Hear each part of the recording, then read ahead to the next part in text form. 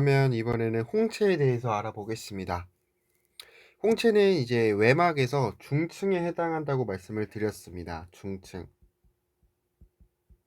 중간층. 그래서 이 홍채는 포도막의 하나로, 포도막은 제가 세 가지가 합쳐졌다고 말했죠. 홍채, 모양채, 그리고 맥락막. 이 세 가지가 합쳐져서 포도막이라고 하는데, 이 포도막의 하나로 얇은 원반 모양의 혈관과 색소가 풍부한 조직. 이 홍채에는 혈관과 색소가 굉장히 풍부합니다. 그래서 이 눈동자를 봤을 때, 우리가 상대방의 눈을 봤을 때 이 부위 있죠, 여기 보이는 부위, 여기가 이제 홍채라고 생각을 해주시면 됩니다. 이제 뭐 각막이 투명하기 때문에 그 안에 있는 홍채가 이렇게 보이는 거예요. 그래서 이 안에 색소 있는 부분, 이 부분이 이제 홍채라고 생각을 하고, 그 중앙에는 둥근 구멍이 있는데 그 구멍을 동공이라고 합니다. 그리고 제가 홍채는 모양채와 붙어 있다고까지 말씀을 드렸죠. 모양채는 또 맥락막이랑 붙어 있고, 그리고 이 세 가지를 합쳐서 포도막이라고 한다 라고 말씀을 드렸고, 그리고 일단은 눈 속으로 들어가는 광량을 조절하는 조리개 역할을 한다. 요거는 조금 중요한 부분이에요. 그래서 이 동공이 커지느냐 작아지느냐에 따라서 빛이 얼만큼 들어가냐를 조절을 할 수가 있죠. 그래서 홍채의 중요한 생리적 기능은 눈 속으로 들어가는 광량을 조절하는 것이다 라고 생각을 해주시면 됩니다. 그리고 홍채는 눈동자의 색깔을 결정을 합니다. 그래서 예를 들어서 뭐 갈색 홍채를 가지고 있는 사람은 갈색 눈동자가 되는 거고요. 회색 홍채를 가지고 있는 사람은 회색 눈동자, 이렇게 진행이 되는 거예요. 결정이 되고. 근데 그러한 홍채의 색조는 멜라닌의 농도에 따라서 달라집니다. 이렇게 하면 되고, 그 다음에 이제 배울 것은 홍채와 붙어있는 모양채입니다. 모양채. 중간층의 두 번째, 모양채입니다. 먼저 옆에 그림을 보시면 이 부분이 이제 홍채잖아요. 홍채와 붙어있는 이 부분이 이제 모양채입니다. 모양채. 이 부분이 모양채고 홍채와 붙어 있습니다. 모양채근은 각각 삼각형의 횡단면을 가진 두 개의 평활근과 혈관으로 되어 있는 조직. 두 개의 평활근은 이제 밀러근이 있고요. 그리고 브리케근. 이게 두 개의 평활근이에요. 그래서 삼각형의 횡단면을 갖고 있다고 해서 이렇게 이제 그려주시면 돼요. 이런 느낌으로 있는 건데, 삼각형의 가장 짧은 변, 이 변이죠.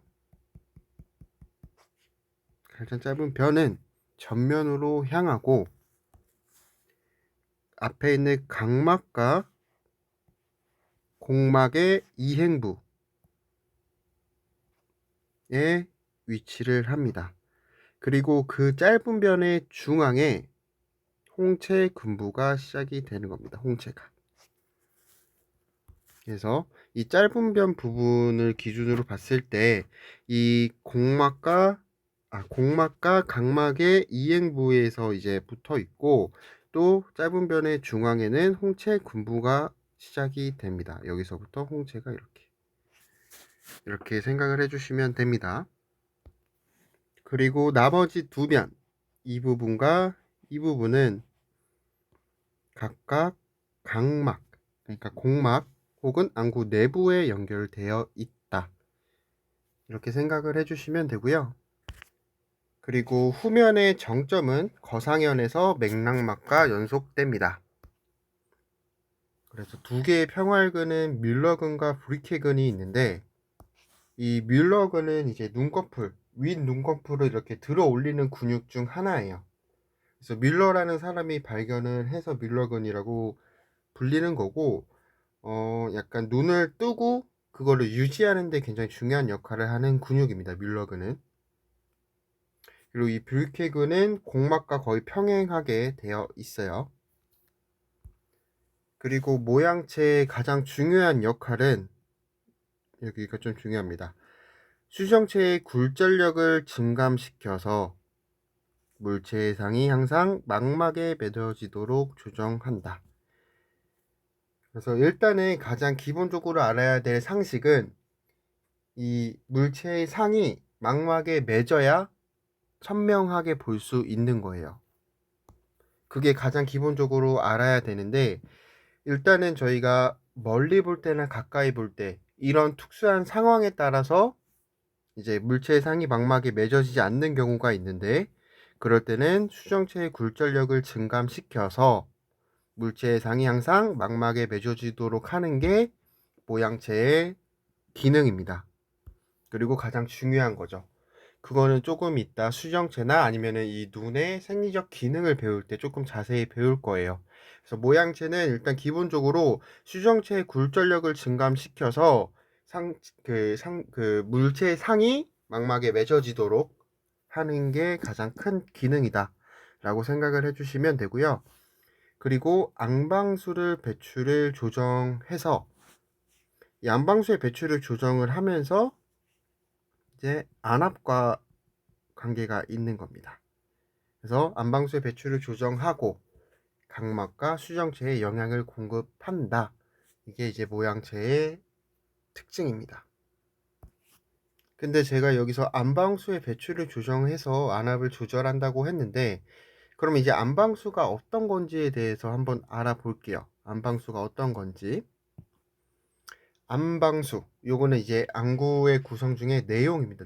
내용에 해당하는 거고, 이 안방수에 대해서 알아보겠습니다. 이 안방수는 앙방 내를 가득 채우고 있는 투명한 액체입니다. 그래서 이 안방수는 끊임없이 일정량이 모양체와 홍체에서 생산이 되는데, 주로 모양체에서 생산이 됩니다. 제가 그래서 아까 모양체의 기능 중 하나가 안방수의 배출을 조정을 한다고 말씀을 드렸죠. 그래서 이 안방수는 일단 안방을 채우고 있는 투명한 액체고, 그거는 끊임없이 일정량이 생산이 된다 라고 생각을 해주시면 됩니다. 그래서 이 안방수를 통해서 일정한 조성과 눈의 압력을 유지합니다. 그래서 그림을 보면 이쪽에서 이제 방수가 생성이 돼서 요게 이렇게 화살표를 따라서 진행을 하면서 이쪽으로 이제 배출이 되는 거예요. 방수 유출구를 통해서 방수가 유출이 되는 겁니다. 그리고 이 방수는 각막과 수정체에 영양을 공급합니다. 이렇게 쭉 지나가면서 수정체와 여기 앞에 있는 각막에 영양을 이렇게 주면서 그냥 지나가는 거예요. 반대편도 똑같이 이렇게 지나가면서 여기에 주고 여기도 주고 이런 역할을 합니다. 그래서 이렇게 영양을 공급을 한 후에 우각부의 석류줄을 지나 각막 정맥동으로 들어가서 각막 정맥으로 유출되는데 갱신까지는 약 12시간이 소요됩니다. 이제 안방수가 어떤 건지에 대해서 조금 알겠죠. 근데 이게 이제 왜 안압과 조금 관련이 있는지, 이 안압과의 관련을 조금 보면은 이 안방수는 안압에 대해서 굉장히 중요한 역할을 하는 겁니다. 그래서 안압에 대해서는 방수가 제일 중요하다. 가장 결정적인 역할을 한다. 일단 기본적으로 방수는 생산하는 양과 배출이 평형을 이루기 때문에 개인별로 차이는 있을 수 있지만 개개인에 있어서는 일정한 양이 존재를 해요. 생산하는 거나 이렇게 배출되는 게 평형을 이루기 때문에. 그래서 안압의 평균치는 이제 15에서 16이고요. 대개 10에서 20일 내에 있으면 정상이라고 합니다. 근데 안압이 이 정상 범위에 있지 않고 이것보다 높은 상태가 되면 그것을 이제 녹내장이라고 합니다. 물론 이제 안압이 무조건 높다고 이제 녹내장이라고 할 순 없고, 정상 안압이어도 이제 녹내장일 수도 있는데, 기본적으로 녹내장 환자들은 안압이 조금 높게 측정이 되는 편입니다. 그래서 이 녹내장이라는 거는 시신경이 이제 조금 손상이 돼서 시야의 장애와 시력 저하를 유발하고, 심하면 실명을 초래하는 병인데요. 이게 안방수, 그러니까 안압, 그러니까 방수와 조금 연관이 있기 때문에 조금 이해를 해주시면 좋을 것 같아요. 그래서 이게 어떻게 됐을 때냐? 일단은 기본적으로 방수의 생산과 배출이 평형이 깨지는 거예요. 첫 번째, 생산이 배출보다 많을 때 겠죠? 그러면 많이 생산이 되니까 배출되는 것보다 자연스럽게 안방수가 많아지면서 안압이 높아지는 경우. 두 번째, 요번에는 생산이 많이 되는 건 아닌데 배출량이 적을 때. 그러니까 이 첫 번째는 생산이 많이 돼서, 그러니까 과잉 생산이고, 두 번째는 배출량이 감소됐을 때. 그리고 세 번째는 이제 배출 경로 그 길이 이상이 있어서 배출이 잘 되지 않았을 때. 이렇게 크게 세 가지로 나눌 수 있습니다. 그래서 이런 경우에 이제 안압이 높아지면서 녹내장이 초래될 수 있는 위험함이 생길 수 있습니다. 그리고 이런 방수는 안내, 그러니까 눈의 안쪽의 대사 노폐물을 운반해내는 일을 같이 합니다. 그래서 조금 정리를 하면, 안방수는 앙방내를 채우고 있는 투명한 액체인데 끊임없이 생산이 됩니다. 근데 생산이랑 배출량이 일정하기 때문에 유지가 되다가, 혹여나 생산이 많이 되거나 혹은 배출량이 감소되거나 아니면 배출되는 경로에 이상이 생겼을 때 이제 안압이 높아지는 경우가 생길 수 있고, 이렇게 배출을 하면서 생산이 되고 배출을 하면서 각막과 수정체에 영양을 공급을 합니다. 이게 바로 안방수입니다. 다음은 동공. 이 동공은 안구의 구성에 들어가는 건 아니고 여기 내용에도 들어가는 게 아닙니다. 이것도 아니에요. 이 동공이라는 거 아까 우리가 배웠었는데 어디서 배웠을까요? 네, 저희가 홍채를 배울 때 배웠었어요. 그래서 홍채 중앙에 있는 동그란 구멍을 동공이라 한다. 그래서 조도가 높은 곳에서는 직경이 3에서 5mm 정도 됩니다. 그래서 이 동공은 부교감 신경의 지배를 받는 동공 관략근과 교감 신경의 지배를 받는 동공 산대근이 있습니다. 그래서 요거를 자율적으로 조절하면서 크기를 조절을 합니다. 그래서 기본적으로 밝은 곳에 가면 동공이 이렇게 작아지는 거고요. 조금 어두운 곳에서 빛이 많이 통과가 돼야 되니까 동공이 이렇게 커지는 겁니다.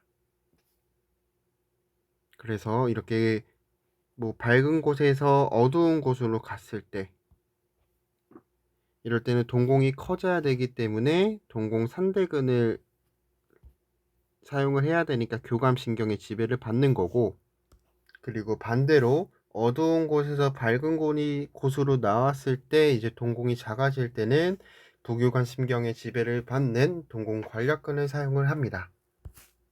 이게 동공이고요.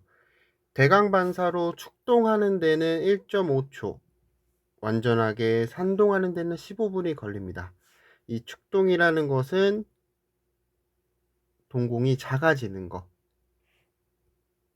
동공이 작아지는 거.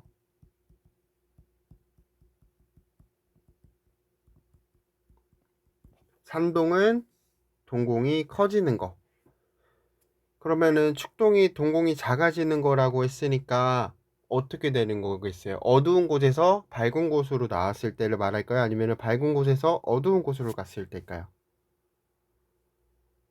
그쵸? 동공이 작아져야 되기 때문에 어두운 곳에서 밝은 곳으로 갔을 때 축동, 그리고 이제 동공이 커지는 상동은 밝은 곳에서 어두운 곳으로 갔을 때. 그래서 저희가 의식을 잃은 사람들한테 이렇게 후레쉬를 이제 눈에 이렇게 비췄을 때 동공이 순간적으로 작아지잖아요. 축동이 되잖아요. 그게 이제 1.5초로 이제 자율적으로 조절이 되는 거를 한번 확인해 보는 과정이에요, 그게. 그리고 이제 근방의 물체를 보기 위한 폭주 반사에서도 축동하게 됩니다. 근방의 물체, 가까이 있는 물체를 보기 위해서 폭주 반사. 폭주라는 거는 양쪽 눈이 안쪽으로 몰리는 거예요. 가까이 있는 거를 보기 위해서. 이렇게 폭주 반사라는 것은 양쪽 눈이 모이는 건데, 이 과정에서도 눈은 축동합니다. 동공은 작아져요. 그래서 아마 여러분들은 아직 잘 모르겠지만, 그 콘택트 렌즈 중에서도 다초점 렌즈라고 해서 가까이 있는 보는 도수랑 멀리 보는 도수가 같이 들어간 렌즈가 있는데, 그 렌즈도 요거를 이용을 합니다. 그래서 가까이 보기 위해서는 축동이 되면서 동공이 작아지기 때문에 이 콘택트 렌즈의 안쪽 부분은 이제 근용 도수, 가까이 보는 도수를 넣고, 콘택트 렌즈의 바깥쪽에는 멀리 보는 도수를 이렇게 넣는 거예요. 왜냐하면 가까이 보기 위해서는 폭주 반사에 의해서 동공이 작아지니까. 그거를 이용을 한 콘택트 렌즈도 있다. 그냥 이거는 이해해 주시고 그냥 간단하게 이런 것도 있구나라고 생각을 하고 넘어가 주시면 될 것 같고요. 일단은 뭐 안약과 약품에 따라서 축동이나 상동이 조절 기능을 하기도 합니다.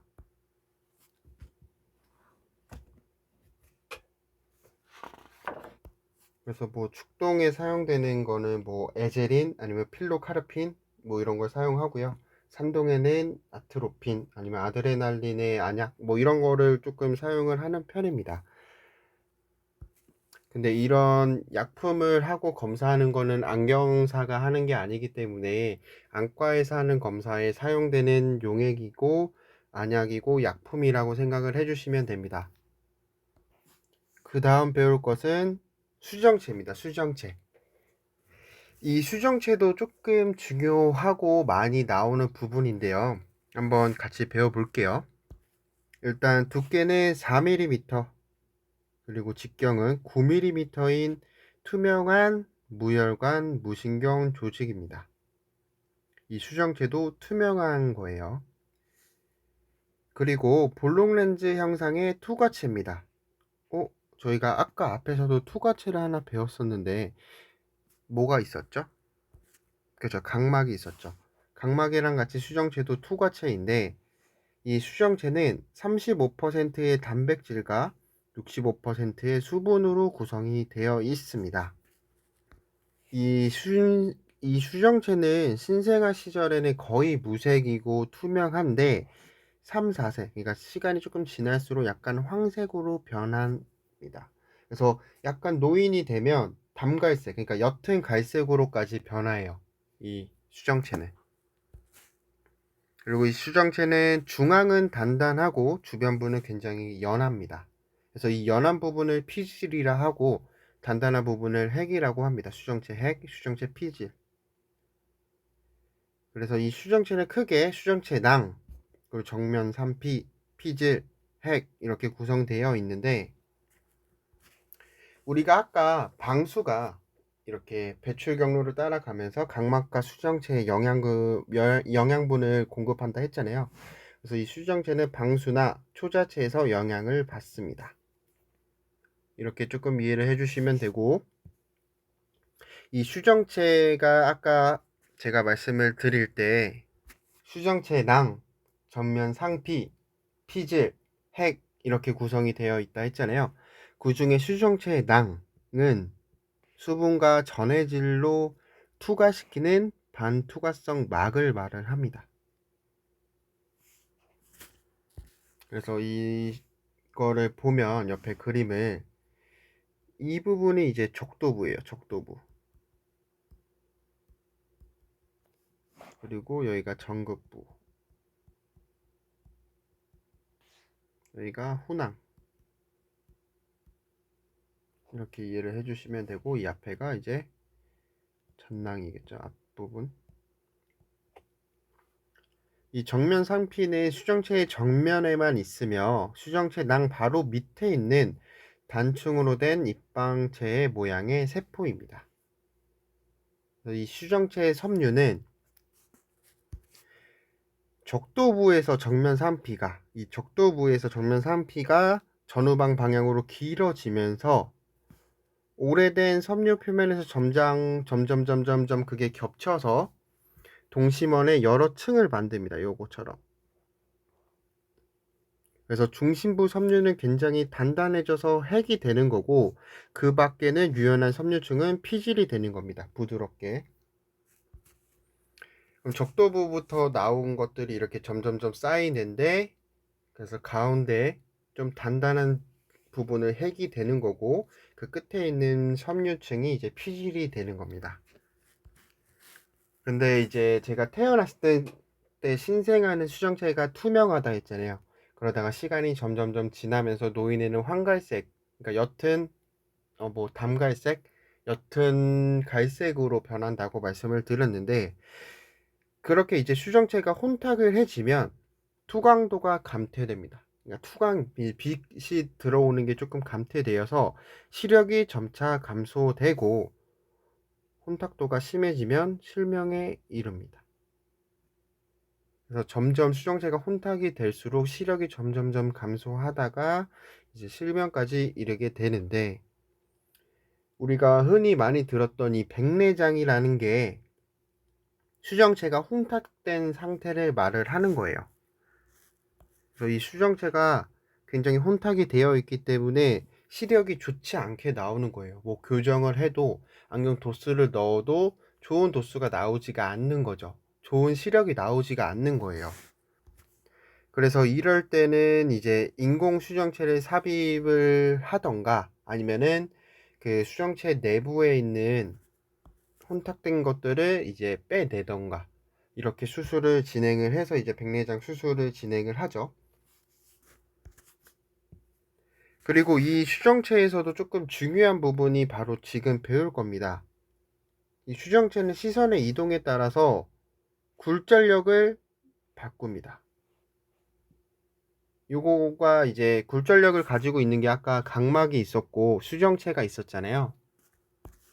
이게 큰 차이점이에요. 수정체는 시선의 이동이나 그 상황에 따라서 굴절력을 증감시킵니다. 굴절력을 크게 하던가 굴절력을 작게 하던가. 왜 그렇게 할까요? 왜 굴절력을 변화시킬까요? 일단은 가장 제가 아까 말씀드렸던 게 물체의 상이 망막에 맺혀야 상이 선명하게 보인다고 말씀을 드렸잖아요. 근데 그 물체의 위치에 따라서 원하는 필요한 굴절력이 조금 달라져요. 그러다 보니까 망막에 맺히게 하려면 이 수정체가 뚱뚱해지거나 두꺼워지거나 수정체가 얇아지면서 이 빛을 망막에 이제 맺게 하는 겁니다. 그래서 이 과정은 조금 뒤에 이것도 눈의 생리적 기능에서 좀 자세히 배울 거니까 여기서 조금 이해를 해 주실 거는 수정체는 굴절력을 증감시킬 수 있다 라고 생각을 해 주시면 됩니다. 그래서 이렇게 19.11 디옵터 정도, 그러니까 굴절력이 낮아지는 경우에는 멀리 볼 때 혹은 큰 글씨를 볼 때, 그러니까 멀리 보고 큰 글씨를 볼 때는 이렇게 19.11 디옵터를 해서 수정체가 이렇게 얇아지는 거고요. 우리가 가까이 볼 때 혹은 작은 글씨를 볼 때는 이렇게 수정체가 두꺼워지는 겁니다. 어떻게 두꺼워지고 어떻게 얇아지는지는 뒤에 가서 조금 더 배워볼게요. 그래서 이렇게 수정체의 두께를 조절하면서 망막의 상에 맺히도록 하는 겁니다. 근데 이제 카메라의 경우에는 이제 초점이 안 맞는 경우에는 조리개를 좁히거나 렌즈를 이제 앞뒤로 움직이면서 초점 거리를 조정하지만 눈은 카메라처럼 렌즈를 전후로 움직일 수가 없어요. 그렇기 때문에 이 수정체의 곡률, 그러니까 이 꺾인 정도를 변화시켜서 수정체를 두껍게 하거나 수정체를 얇게 하여서 이제 선명한 상을 망막에 맺도록 하는 게 이제 수정체의 역할입니다. 그리고 사람의 조절력은 대체 10세에서 약 12디옵터, 60세에는 약 0.5에서 1디옵터. 혹시 요거 조절력에 대해서도 알겠죠? 이 조절력이라는 거는 조금 쉽게 이해하려면 수정체의 굴절력을 바꿀 수 있는 능력이에요. 그러니까 수정체를 두껍게 하거나 얇게 하거나 이렇게 할 수 있는 능력. 그러니까 사람이 수정체의 굴절력을 바꿀 수 있는 능력이라 생각을 해주시면 되는데 그게 10세에서는 12디옵터, 60세에는 0.5에서 1디옵터. 아, 나이가 듦에 따라서 내가 수정체를 굴절력을 바꿀 수 있는 능력이 많이 떨어지는구나. 그래서 가까이 있는 게 조금 불편해 보이는구나. 라고 생각을 해주시면 됩니다. 그래서 이러한 이유 때문에 약 45세부터 이제 돋보기를 장용을 합니다. 근데 사실 이제 요즘에는 45세 이전에도 30대에도 이제 돋보기를 사용하시는 분들이 많이 늘어났어요. 스마트폰이나 이런 걸 많이 사용을 하면서 눈의 근육이 약해져서 이렇게 사용하시는 분들도 많아지는데 이 노안에 대해서도 뒤에 눈의 생리적 기능에 대해서 배울 때 조금 더 설명을 드리겠습니다. 그리고 다음은 유리체입니다. 유리체. 우리가 안구의 내용에는 뭐가 있었죠? 방수, 수정체, 그리고 초자체. 그래서 그 마지막 유리체, 초자체에 대해서 배워보겠습니다. 이 유리체 혹은 초자체는 이제 안구 내강, 그러니까 이 안쪽을 채우고 있는 투명한 젤 형태의 무혈관 무신경의 섬유 조직입니다. 그러니까 이쪽 안쪽을 채우고 있는 게 이제 유리체예요. 그래서 요게 이제 하는 역할은 안구의 모양을 유지하고 광선의 굴절 기능을 가진 투광체입니다. 그래서 빛이 뭐 물체상이 이렇게 뭐 얘를 들어와서 여기에 이렇게 맺혀야 되는 거잖아요. 그래야 이제 선명하게 보이는 건데 요거에서 이제 광선의 굴절 기능을 하는 투광체의 역할도 합니다. 굴절률은 1.336으로 그리고 이 안쪽에 있는 유리체는 맥남막에서 혈관에서 영향을 받습니다. 우리가 중간층이 색소도 많고 혈관도 많다 했잖아요. 그래서 그 중간층에 해당하는 맥락막에서 혈관에서 영향을 받습니다. 그리고 이 유리체의 출혈이 발생을 하면 시력이 많이 떨어지는 시력 저하가 발생이 됩니다. 이렇게 하면 먼저 1주차 수업은 마무리가 될 것 같고요. 다음 시간에는 이제 우리가 배우지 않았던 뭐 망막이나 아니면 눈꺼풀 아니면 눈에 부착되는 근육 그리고 어떻게 조절력을 이제 수정체가 뚱뚱해지고 얇아지는지 뭐 이런 것들에 대해서 조금 배워보고자 합니다. 아무래도 이게 조금 이해를 하는 것보다는 외워야 되는 부분이다 보니까 조금 어려울 수 있는데 일단 오늘 배웠던 걸 한번 복습하시고 다음 시간에 이제 수업을 시작하기 전에 간단하게 복습을 하고 진행을 할 거니까 요번 주에는 그냥 이제 간단하게 오늘 뭐 배웠지 라는 거를 한번 보시고 다음 주에 같이 복습을 해주시면 그래도 머릿속에 남을 것 같습니다. 뭐 이번 주도 수고하셨고요. 몸 조심하시고 다음 주에 뵙겠습니다. 감사합니다.